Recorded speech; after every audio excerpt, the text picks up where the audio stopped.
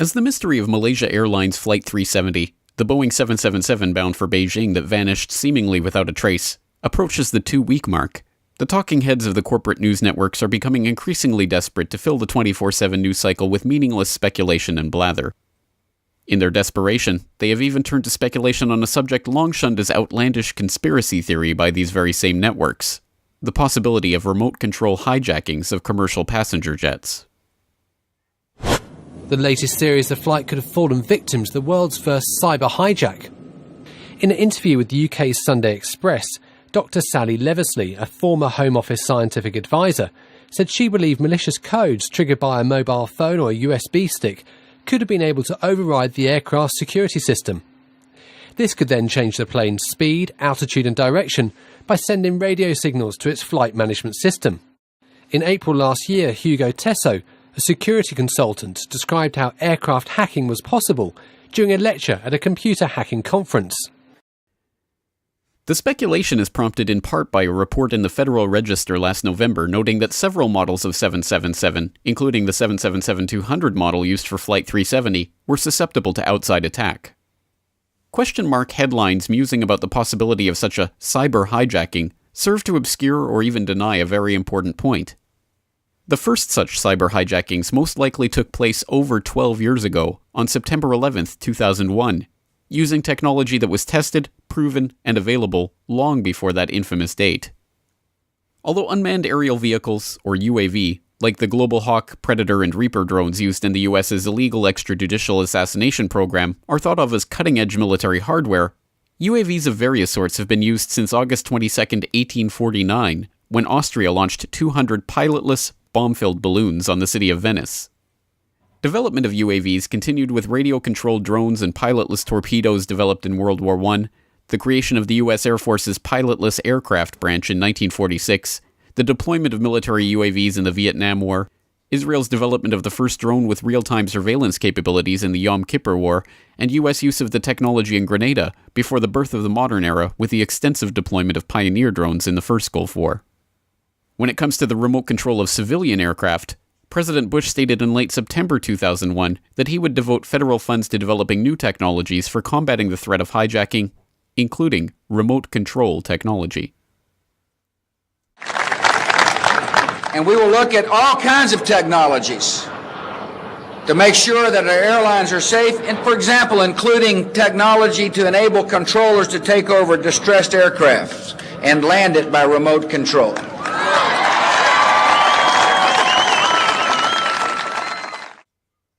But even at that time, remote control technology had been successfully demonstrated for commercial jetliners for nearly 2 decades.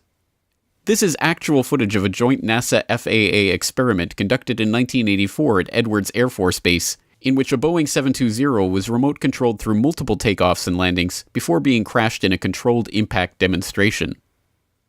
In August of 2001, this technology was further demonstrated by Raytheon, which successfully took off and landed a Boeing 727 6 times at Holloman Air Force Base in New Mexico without a pilot on board. Raytheon also developed a sensor suite for the Air Force's Global Hawk drones, and Raytheon Network-Centric Systems has recently won multiple contracts to help develop advanced communication systems for the E-4B, the U.S. government's so-called doomsday plane that was spotted above the White House shortly before the strike on the Pentagon, and which has since been confirmed was one of 4 functioning doomsday planes operating in the skies on that day. It appeared overhead just before 10 a.m., a 4-engine jet banking slowly in the nation's most off-limits airspace, on the White House grounds and the rooftop, a nervous scramble. About 10 minutes ago, there was a white jet circling overhead. Now, you generally don't see planes in the area over the White House. That is restricted airspace. No reason to believe that this jet was there for any nefarious purposes, but the Secret Service was very concerned, pointing up at the jet in the sky.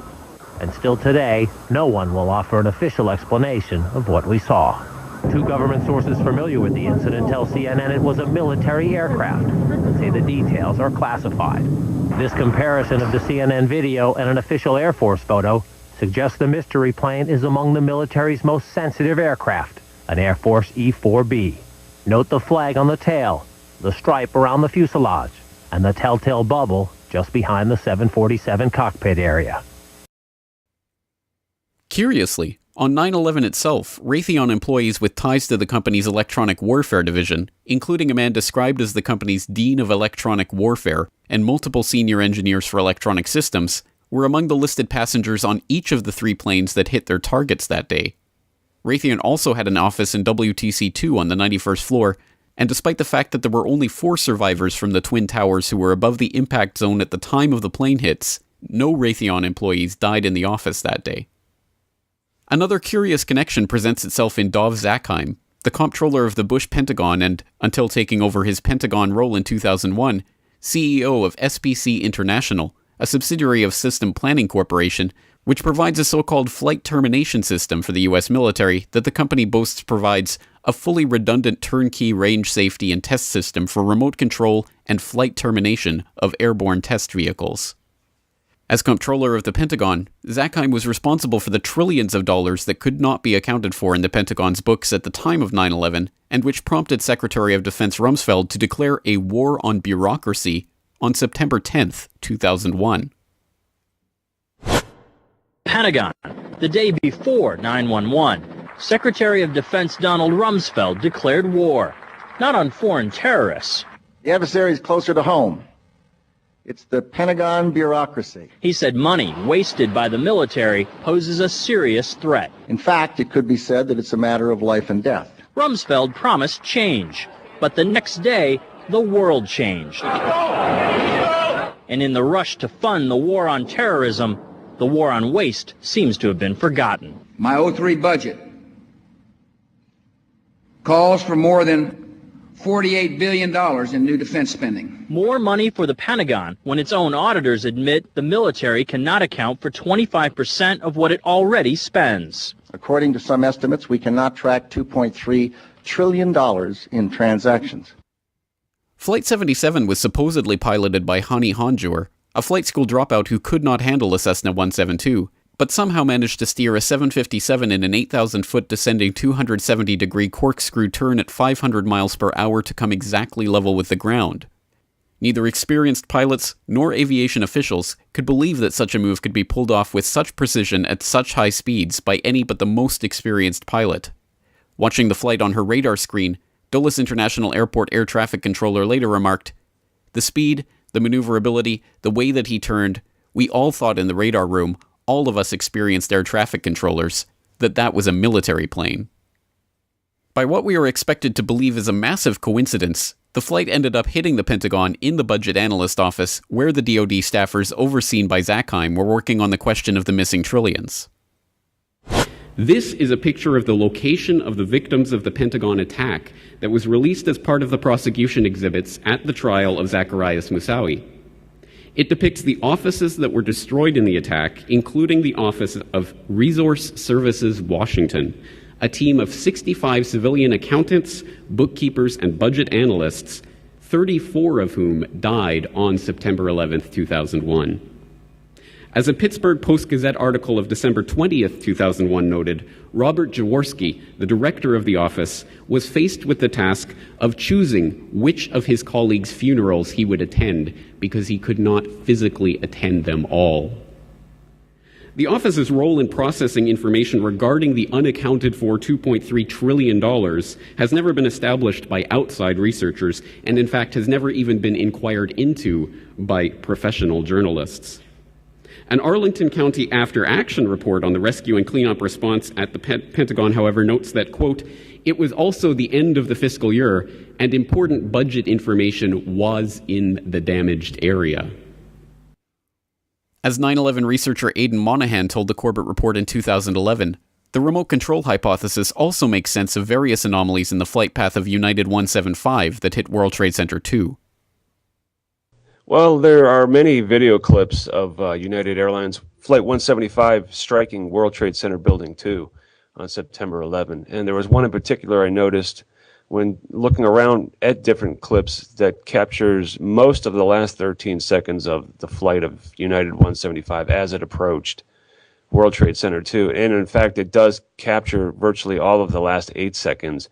And what I noticed during this clip was as the plane approached and the angle of the camera was such that you could actually see the angle of the bank angle of the aircraft with respect to its location, with respect to the building as it was approaching. It just was a very ideal, almost type of shot. And what one can notice is that the plane begins its banked 20-degree turn about 1.5 miles from the building, and without correction would have been able to strike the building from that distance, which is, in my opinion, a rather remarkable feat for an untrained pilot.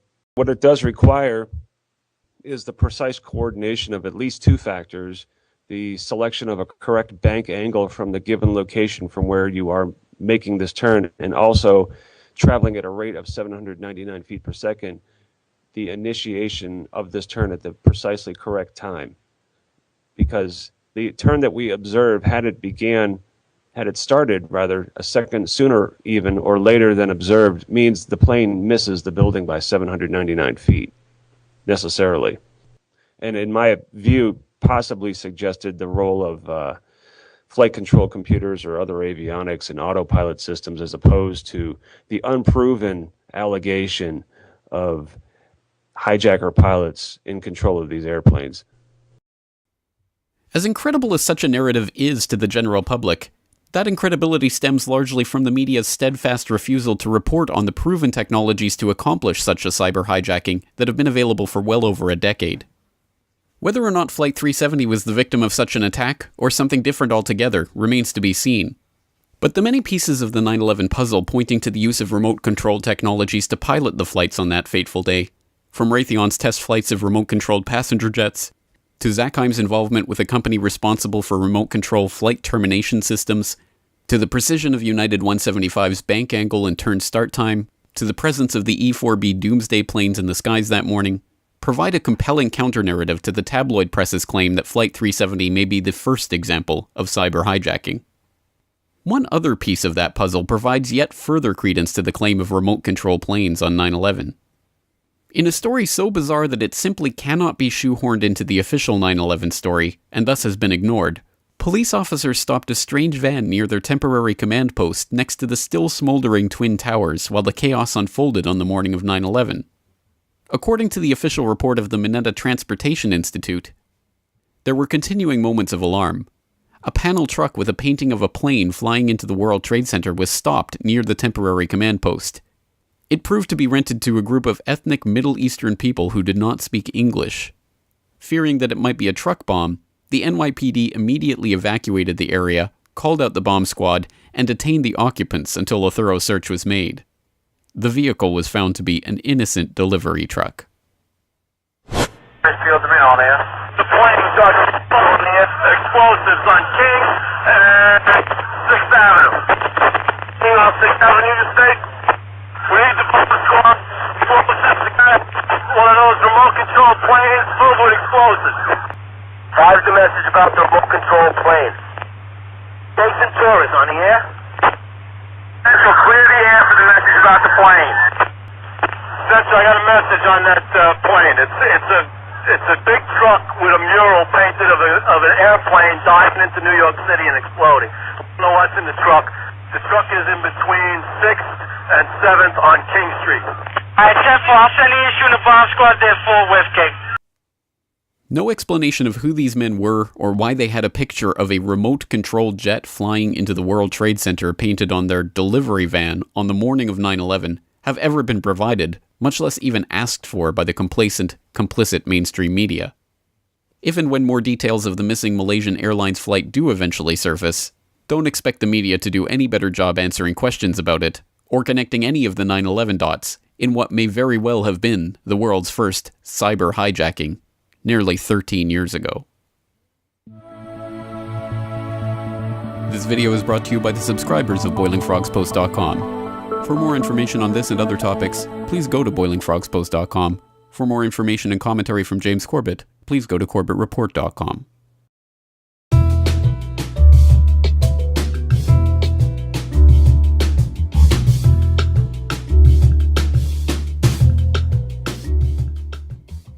Welcome back to New World Next Week. I'm James Corbett of CorbettReport.com.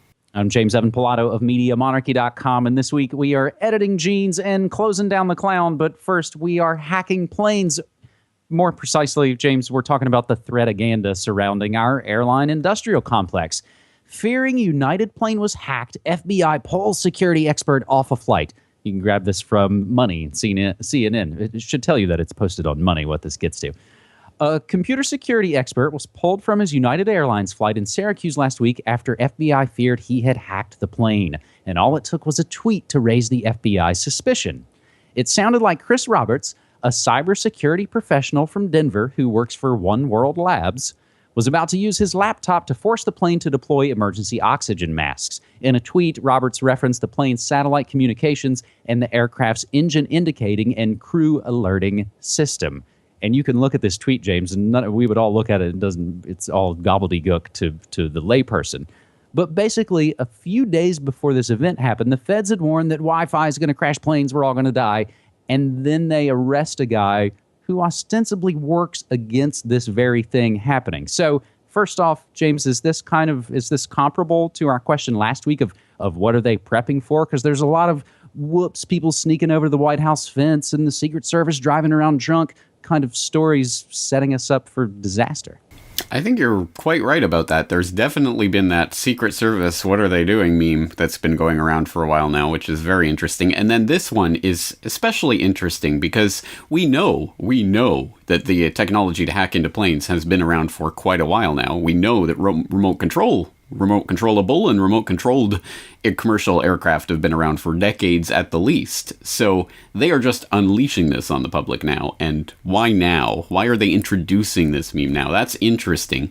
And for people who don't know about the history of this, I would suggest they go back to my video on how to steal an airplane, where I talked about the history of remote controlled aircraft, and then talking specifically about the Boeing 720 that was rigged up at Edwards Air Force Base in 1984 for a controlled impact demonstration, and the Boeing 727 that was used at Holloman Air Force Base in New Mexico to test out Raytheon's basically successful drone piloting of commercial aircraft back in 2001. In August of 2001, interestingly, which ties into the Raytheon employees that were on every single flight that morning, and the Raytheon employees, none of whom died in the office that day, etc., etc. So a fascinating story there that ties into, I think, a story that we covered on the New World Next Week at the time.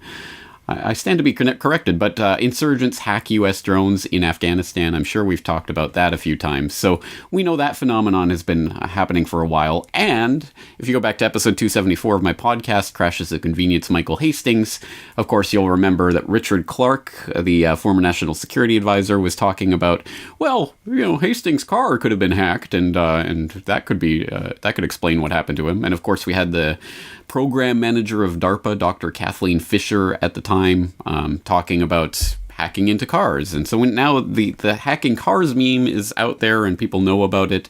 Now hacking planes is being introduced. So absolutely something is being prepped here. And again, it's not new technology. It's just technology that's finally being revealed to the public. So I guess some other questions that we don't even necessarily have to answer right here now about this. Was this just kind of a white hat whistleblower with a loose tweet? Is this something that would be about as difficult as sort of the liquid terror bomb plot? It's one of these things where, aspirational or operational. But what really gets me, James, is this sort of constant misdirection from the powers that shouldn't be that would have us worry about these sort of vague, amorphous threats of unlikely things while ignoring the factual state-run murder of humans every day. Oh, whoops, sorry, we killed those hostages. Poor Barry was heard to stutter about today. So if we tie this, James, into the recent PSYOP copter stunt, where the guy flew the contraption into the heart of D.C. on a day where the U.S. was already hyped up for the Boston bombing anniversary and all the other Ides of April events, Waco, OKC, and all of those things. Are they setting up, and we've talked about this, they've got the Patriot Act waiting on the shelf. Are they ready for the order out of all of this kind of seemingly premeditated chaos, James? Well, I guess we're going to have to wait and see on that one, but I think you're right. A lot of different pieces line up on these different stories, and as you say, at a worrying time of year, the Ides of April. So, one other one, that ties in, I think, with the airspace. Radioactive drone found on Japanese prime minister's roof. And this, James, I don't know, do we know a lot behind this? Was this basically a stunt to draw attention to Fukushima? I haven't checked today if there's been any updates on this. As far as I know, they didn't know who was behind it at the time, but I imagine it'll be trackable and they'll find the person. I assume that this has something to do with some sort of protest about Fukushima, but I guess we'll have to see how this plays out. Again, it just shows the endless amount of stories that all kind of tie into the central kind of theme and meme of basically Skynet and drone death. So let's move to the editing of genes. Via the UK Independent, scientists successfully modify human embryos, allowing the editing of babies' genes. Chinese scientists have successfully edited the genes of human embryos for the first time, confirming rumors that secret genetic experiments had been happening in the country and prompting fears that the discovery could lead to a new kind of eugenics. The researchers were able to successfully modify a specific gene responsible for a potentially fatal blood disorder. But they say that problems encountered during the testing means that it's unlikely to be used more widely in the immediate future. So, James, this was not actually a big, wild success, and they actually called the study off. So, as in all the cases, you got to read the full story, and we will always provide the links to every source cited here, so you out there can continue the open source research. But the team in this found that the complex used in the procedure was also acting on other parts of the genome, leading to other bits of it mutating. You see where this is going. That happened much more than in previous experiments on adult human cells and animal embryos, and could happen more if the whole genome were used, like it would be if the embryo were to be implanted. So scientists who are less transparent and public about their experiments could easily be using the technology in more radical ways, other scientists warn, and such experiments are already rumored to be happening. MIT says one genetic center is doing similar work and keeping it secret. Scientists are worried that using the technique to snip out bits of DNA that are viewed as problematic could have terrible consequences for subjects' descendants, as well as the concerns about scientifically enabled form of eugenics, because this goes down the line. Cutting out certain bits of DNA to design perfect babies might be trivial with hair and eye color and things like that, but it's going to spread, James, and this relates just to the same thing we see in the GMO world. One thing starts and it spreads and has unintended and possibly irreparable harm once it's kind of out there in the world, James. And they kind of talk about, the scientists warn, when people hear this kind of story, they might freak out and lead to an outcry about the use of this technique in less significant and dangerous ways. Basically saying when the public hears about this, they're going to freak out, but they're going to freak out about the wrong thing. So like Thomas Pynchon said, if they can get you asking the wrong questions, they don't have to worry about the answers. James? That's quite right. I mean, you talk about misdirection. I think there's a couple of ways that this type of story can be misdirected. One of which is this technology doesn't work so well. We have to improve it. We have to perfect it. Maybe we should bring this research out into the open. So that's one way that this story could be shunted in the wrong direction. Another is to say, yes, we would be extremely naive to believe that there isn't secret research going on into this by any number of governments around the world that would love to have the ability to edit someone's genome. So, MIT or any other number of Pentagon-connected, DARPA-infested labs around the world are undoubtedly working on this as we speak. So be careful what you wish for if you take the angle, if only they could improve this, if only they could make it actually happen, because obviously, I say obviously, I hope it's obvious that we don't want this technology to be used to implement an agenda that is not what they are saying it's going to be about. It's not going to be about getting rid of special, disorders or diseases or things. It's going to be used for the same thing that eugenics has been used for since its inception in the 19th century, which is trying to eliminate as much of us from the gene pool as possible so that the inbred, disgusting, elite elite, in quotation marks, can prosper and their progeny can prosper.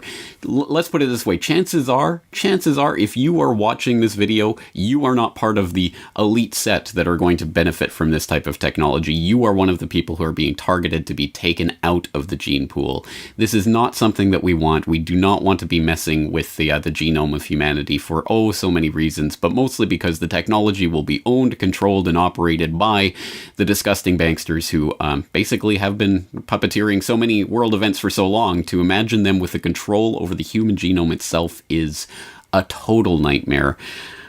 Of course, that raises the question, what's the answer to this? If this technology is being worked on secretly behind the scenes in programs we don't even know about or have access to, what do we do about that as the public? And I don't have a pat answer to that.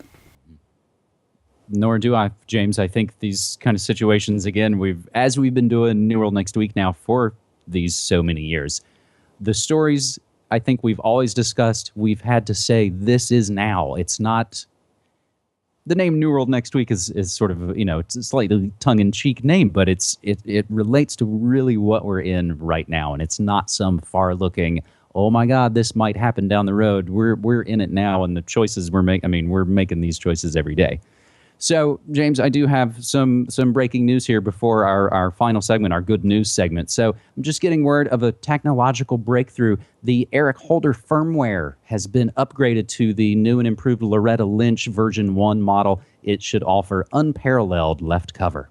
So I should also mention that they just passed the CISPA bill. House passes cybersecurity bill despite privacy protests. So now we do actually really need some good news. So how about peak British obesity? Fat is falling in the UK, but interestingly enough, James, it's actually still rising in the US. And this article was tweeted at us from Sam Biohazard, and it actually sources back to Zero Hedge. And it basically comes down to people are eating out less and eating healthier at home.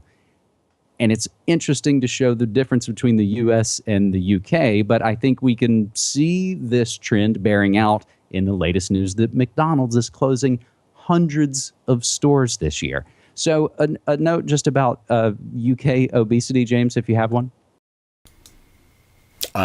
About UK obesity in particular, well, I just think that this is obviously a good trend. Let's see it through to its conclusion, which is the elimination of the disgusting chemical crap that people are pumping into their bodies when they eat out at a lot of the restaurants. And let's not forget that it's not just the usual suspects that you might think of, just fatty, oily foods or whatever. It's all the chemical crap that's added into it, the high fructose corn syrup and things that are snuck into everything that you eat outside. So why not all of us, every single one of us, just commit to making at least 1 or 2 more home-cooked meals a week, just to start. Just keep getting your toe in that water and until you're actually preparing your own food for yourself, like people used to do.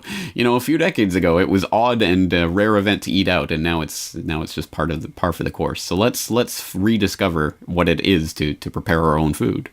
And you're talking about an interesting cycle there, James, and we kind of see it. And I think on an interesting note, there's a funny video kind of remaking the rounds, and it shows 2 things. 1, how much the early 90s kind of looked like the 80s, and 2, how much attitudes about food and health have actually changed. I think I've been saying it now for a while. It seems like the food revolution is the only one we're really winning and really making gains in.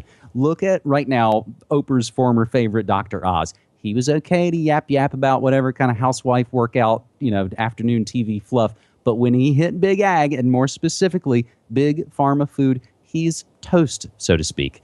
So we see him saying, and that was the thought was, oh, well, as soon as Dr. Oz said GMOs, they're basically burning this guy. So there's a funny video of an old Sizzlers commercial that actually kind of shows how much has actually changed in what we want and what we do. And it's an amazing, hilarious kind of piece of propaganda. And thanks to our man Brock West for sending that over to me. If I can hit a couple of other good news headlines as we try and... We're not trying, we're doing it. James, every episode of New World Next Week for 2015 so far, we have had good news, and we're keeping that commitment to solutions and positive news where we can find it. Tesco is racking up a $6.4 billion loss. New cafes, pay what you can cafes, gain popularity by redistributing food to the needy. Funny photo. I think it speaks to last week's Hillary hoax as we talked about the campaign fakery. Cameron needs 3 teleprompters for a 10-minute speech in a restaurant. Liberland, a new country auto-proclaimed by one man in the Balkans, beat internet censors with BitTorrent's new Maelstrom browser. I have not tried that out yet, but I'm looking forward to checking that out. And resistance to Common Core gaining momentum in Maine, New Mexico, Pennsylvania, and right here in Oregon. And our last note, speaking of revolutionizing education and someone who's been such an important teacher to all of us, is John Taylor Gatto, and he needs our help. And the John Taylor Gatto Medical Fund.com has been set up. You've seen his work from Tragedy and Hope, and it's actually Richard and Lisa that have been doing so much work since John Taylor Gatto suffered a stroke a few years ago. So we've mentioned offering support to media, non-commercial, open source info like New World Next Week in the past. And I leave this episode, James, by imploring folks to donate to the John Taylor Gatto Medical Fund. Absolutely, 100%. Please, if you don't know about this, please look into the John Taylor Gatto Medical Fund.com. We'll put the link, obviously, in the show notes. For people who don't know, shortly after he recorded the Ultimate History Lesson with Richard Grove and the Tragedy and Hope crew, he did suffer a very big stroke that left him in a bedridden condition for a long time. And so he had all sorts of medical bills and costs and things to take care of. And now his wife is in the hospital. So they're in need of some financial support. We never ask for people to donate to causes here on the program, but this one is an exception because I don't know about you, but John Taylor Gatto has really changed my life and really affected me in so many ways with the incredible work that he's done over the years, the decades, bringing truth and light and information to the education space and what education can be rather than indoctrination.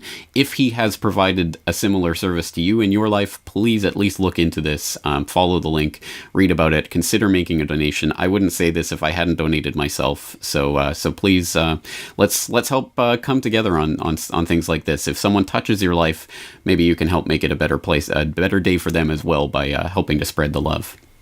Well said, James. Just in closing this episode 226 at New World Next Week, we'll implore folks out there to keep using hashtag New World Next Week to keep us all up to date. James. Absolutely. Well, let's do it again next week, and hopefully it'll be a new, better world next week. Thank you again for your time, James. Thanks, man. Hello, YouTube and newsletter subscribers. This is Terrell from Terrell03.com. Today is Wednesday, March 26, 2014. And I've been looking more into this Flight 370 case. This is going to be very difficult to try to explain what's really going on here. And this is a theory that appears to have the most credibility in my mind. There's a lot more going on here than meets the eye. And this is going to explain why the Americans are not saying anything. This story includes the theft of highly technical information devices. We're talking about tons, 6 giant crates of devices that were loaded onto Flight 370. This is part of a transaction that was taking place between the Taliban and China. And this is what it has to do with right here. Let me see if I can click on. This is what it has to do with right here. The drone operation that's going on in the Middle East over there. That's killing a lot of people. Well, the technology behind this drone activity is about to be neutralized. At least it was about to be neutralized. There was a theft. You see this story here where these SEALs are found dead. These people, former U.S. Navy SEALs, these people were in charge of security over the transport of this technology that I'm still trying to wrap my head around exactly what all that means. Well, the Taliban they killed the people and stole the cargo. And then so the Taliban, I mean, these guys aren't very smart. They know that they have something big, and they are looking for money. who's going to buy it? Well, China is the one that that they got on the line, and they were trying to make transport, but China could not take the cargo directly. So this stuff was sent to Malaysia, and then in Malaysia they decided to use a commercial jetliner, but it had to fit certain criteria. Now the thing about the 777 family of jetliners is that they have fly-by-wire technology. So the fly-by-wire technology, there's only like 6 cables in this jet. The rest of it is all put together with components, and that allows it to be flown, and not only flown by the pilots, but flown by remote control. That was instituted after 9/11. So the Americans that have the technology to break in and divert this plane, they are the ones that knew what was going on all along. So there's espionage involved, counterintelligence involved, the messages were intercepted, the Americans realized what was going on, and apparently 5 people, not just Americans but Israelis, were put on board this plane knowing that the cargo that they were looking for was on the plane. And this base right here, Diego Garcia, this is going, look at the position of it, look at where it is. This is going to play a key role. This is a gigantic facility that you don't hear a lot about, and there's a lot of shipping lanes. The trade lanes are over there that have to be monitored to protect U.S. interests. Well, this jet was already tagged. They knew about this cargo ahead of time. The Americans were all over this, and this is one of the reasons that I'm saying that the CIA's their fingerprints are all over this, because they knew that something was going on with this flight beforehand, and they have the satellites, they have the technical ability to even take over this plane. They knew exactly where it was all the time. So what happens is apparently, now I haven't got all this put together yet, it's still coming together, but this plane was taken over electronically, which is the reason that the transponders turned off. These 5 people on the inside took control of the plane. Now, it's not like everybody was killed right here. That's not the way that it happened.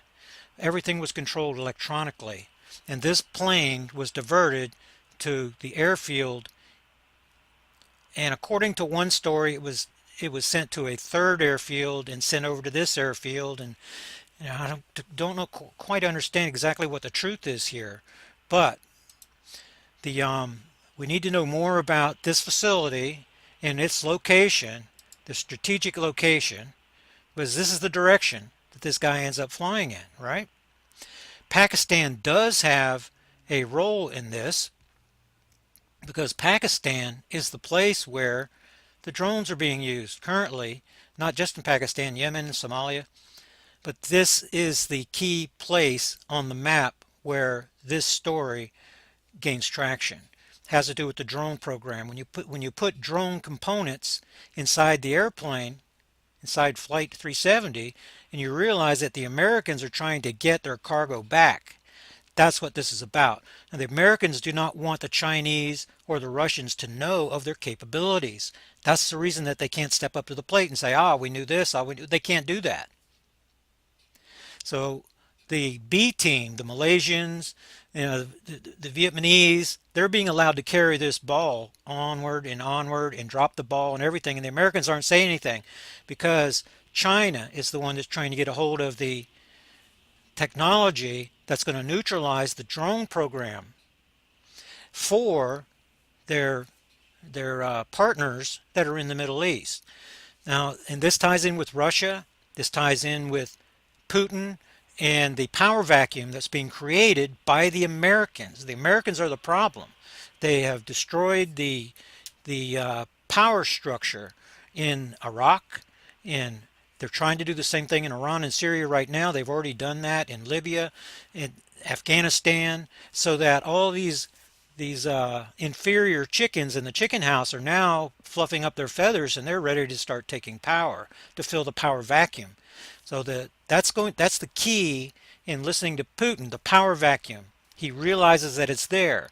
So he installed a puppet in the Ukraine, and then the puppet was rejected. Well, that created more of a power vacuum for the Russians with all these gas and oil lines running through the Ukraine. So Russia is actually doing the right thing in my view in trying to fill that vacuum. But this other story, this 370 story, Flight 370, this is connected too, because part of the way that the power vacuum is being created is through this drone program, and that's what is China and Russia should be in there helping too, to neutralize what's happening here. So they're trying to get the restore order to their region that is being changed by the Americans. So the Americans are the problem that's creating the need for the Russians to take over more and more of their land. It looks like this is all preconceived by Putin, but actually Putin is reacting to what's happening, and now Putin must take over as much of this land in this power vacuum as possible before the CIA puts their people in place and begins running things from behind the scenes. That this is a bigger threat to Russia than installing missiles in Turkey or anything like that. So I believe Putin's on the right page. He has an opportunity not only to attack NATO, I'm not talking with missiles, but by Europe that depends on all this energy. Putin has the ability, especially if he could join with China, then he could build a NATO-like alliance and bring in the Germans and bring in the Iranians and continue. He can have himself a G10 of nations that stands against NATO, including current NATO members, if he would do the right thing right now at the right time. He needs to attack the Americans by discrediting the Obama administration that's running this drone program, by providing the evidence, just like Sheriff Arpaio did from Arizona, prove that Obama is an immigrant from Indonesia, that he was born in Kenya, prove that he has an illegitimate administration, and then that explains why Obama is weakening the military, why Obama is taking a step back, worrying about Manhattan rather than the interest in the Middle East. So Putin is really sitting in a position of the most power right now, even though some say that his economy is wanting to crumble and this and that. I don't see any of that. What I see is Putin standing in a position of strength, and if he can stand on the border and get the people to vote to join his alliance, join Russia, Mother Russia, then more power to him, in my view, because that is just more proof that the power vacuum truly exists. And these people that are forced in the center, they're going to have to choose strength, the regional power, if you want to call them that, of Russia, because Crimea doesn't have to worry about being taken over again by anyone, because now they're Russian. Who's going to go up against the Russians and take Crimea? Nobody's going to. But anybody could come along and take Crimea as long as Russia stood back and behaved like the Americans are behaving right now. So anyway, this facility right here, I'm not saying that the jetliner is at this facility, this naval support facility. What I'm saying is that the payload, the 20 tons of payload was removed, and then the jetliner was refueled, and it was sent out into the ocean to be destroyed with all the evidence. So the Americans do not want this jetliner to be found, just in case there's fingerprints, just in case that somebody's smart enough to put together what happened. Okay, so a message to the Russians and the Chinese and the people that are really wanting to find this jet. The thing that you're going to do is you're going to follow the Americans, because now they've sent their most sophisticated detection ships into the region. Now, these guys already know where the plane is. They are going to send their best ship to the exact location of where the jet is, and then they're going to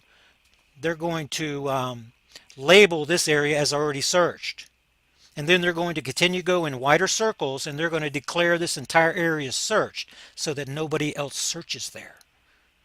That's what the Americans are going to do. So go back and retrace the steps of the Navy The U.S. Navy that already knows where the ship is, and look at their movement when they're steaming forward, then they stop and they begin declaring. My view is that the first area that they declare searched is going to be the place where their jetliner is on the bottom down there, even though that plane could have landed in 2 other landing strips before it got there.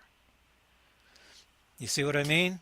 So the evidence, you could still find debris. You could still find the jet down there off the coast of Australia, but that doesn't mean that it flew there originally. That's where the evidence is being destroyed. And this is supposed to be a jetliner that's never found. So this area was deliberately chosen because of the difficulty of being able to track everything down. So that's what I've said from the beginning, is that the Americans know far too much and they're not saying anything. They're definitely involved, and it has to do with this drone program when you connect all the dots. And I'm just putting this together this morning. Maybe I should have done this a week or 2 from now, but I'm trying to stay ahead of the curve on what's coming out in the news media. So something along this line is what's going to be the truth, whether this jetliner is in Pakistan, or whether this jetliner is out there in the ocean or on this naval base. It has to do with that payload, and the Americans do not want the Chinese to get a hold of their technology, which is going to affect the drone program, not only in the Middle East, but also here in the United States. So once the world has access to this technology, then the drone program is going to be set on its heels, for some time before they can revamp everything and for redeployment. So that's my take on it right now. And that's how the dots connect together again, that all this is connected to the drone program, that the Americans that know a lot more than what they're saying are not saying anything because they do not want the truth to come out, that they actually put people on board ahead of time, that they knew all of this. As soon as they do that, then they have to explain a lot of things and reveal eventually the right line of questioning is going to reveal the current technology that the Americans have, which is, the ability to read a postage stamp from out in space. But they don't want you to know that. That's why you're seeing all these grainy images and, oh, we don't know. They're waving their arms around, like they don't know, because they do not want you to know what their capabilities are. Not the Chinese, not the Russians, and especially not the American people. Because if you realize the advancements in artificial intelligence and the technologies, the lettered agencies, the military, then the NSA thing, with them looking at our emails is going to be nothing. So that's my report, and I'll see you guys next time.